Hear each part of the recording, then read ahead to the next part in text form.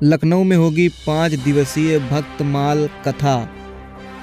गोस्वामी रमाकांत करेंगे लखनऊ में 5 दिवसीय कथा। आइए देखते हैं वीडियो के माध्यम से क्या रहेंगे किरदार। इन सभी के बहुत ही अथक परिश्रम, लगन और प्रयास के बाद हम लोग 28 तारीख से एक भक्तमाल कथा करने जा रहे हैं। इसका करने का प्रयोजन मैं आप लोग को बता दूं कि जो परम संत शिरोमणि हमारी भक्त शिरोमणि अहिल्याबाई होलकर हैं, उनका अब 300 वर्ष पूरा होने जा रहा है और पूरे देश में अब उनके उत्सव मनाने शुरू हो गए हैं।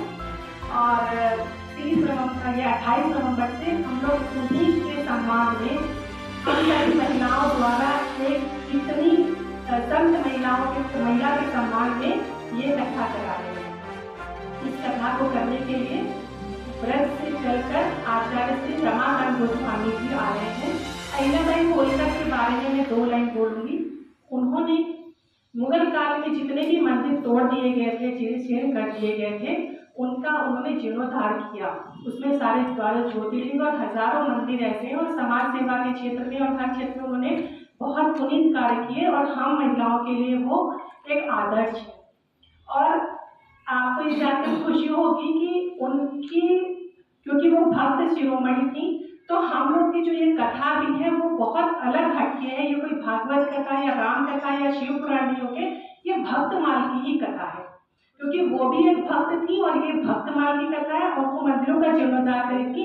और जो इस कथा को कहने के लिए वृंदावन से पधार रहे हैं, ये हम लोग के बहुत हर्ष का विषय है कि वो 7वीं पीढ़ी के कथावाचक हैं और उन्होंने भी सबसे ज्यादा अभी तक वृंदावन और गिरिराज जी में मंदिरों को जीर्णोद्धार करने का काम किया है। और ये कथा हम लोग की 5 दिवसीय कथा है। पहले दिन हम लोग का एक तुलसी यात्रा कर रहे हैं। हम लोग कलश यात्रा की जगह एक नया कंसेप्ट लेके हरियाली को दिखाते हुए पर्यावरण को बचाने के लिए तुलसी यात्रा करेंगे। उसके बाद से श्याम बाबा मंदिर में बीरबल साहनी मार्ग पे ये कथा का आयोजन होने जा रहा है।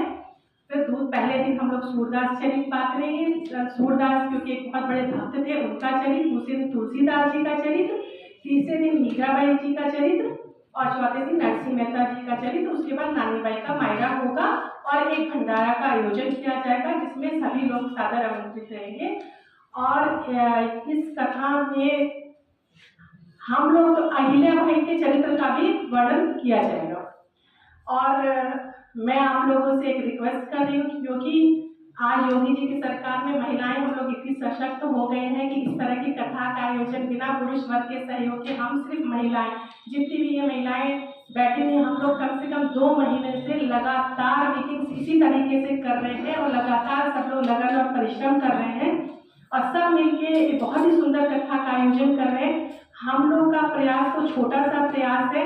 हमारे कहने के बाद 2000 जो भी भीड़ हो जाए, आप लोग हम लोग के भाई लोग हैं, आप लोग से ये रिक्वेस्ट है कि जो कथा वहाँ पे श्रवण करेंगे, अगर आप अपनी मीडिया के माध्यम से उसका भी प्रसारित करेंगे तो शायद इसका लाभ लाखों लोग को मिल जाएगा।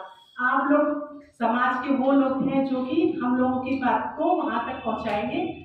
और आगे भी हम लोग का इस कथा का ये उद्देश्य होगा कि जो अहिल्याबाई का चरित्र था उसको हम समाज के सामने लाएं।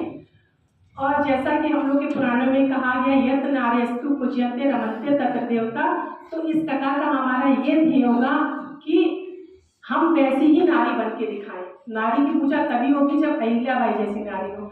तो हमारी राधा दरबार की स्नेह की सारी सखियां अहिल्याबाई जैसी ही बनना चाहती हैं और हम लोग का ये 16 वर्ष से चल रहा है राधा स्नेह दरबार। और हम लोग हर महीने सब सखियां मिलकर राधा दरबार का आयोजन करते हैं। और अब हम लोग सदगुरु जी की प्रेरणा से, अहिल्याबाई की चरित्र की प्रेरणा से ये कथा का आयोजन कर रहे हैं। और आप लोग को रोज हम सभी सखियों की तरफ से निमंत्रण है, जरूर आइए और हमारी कथा का प्रचार प्रसार करिए।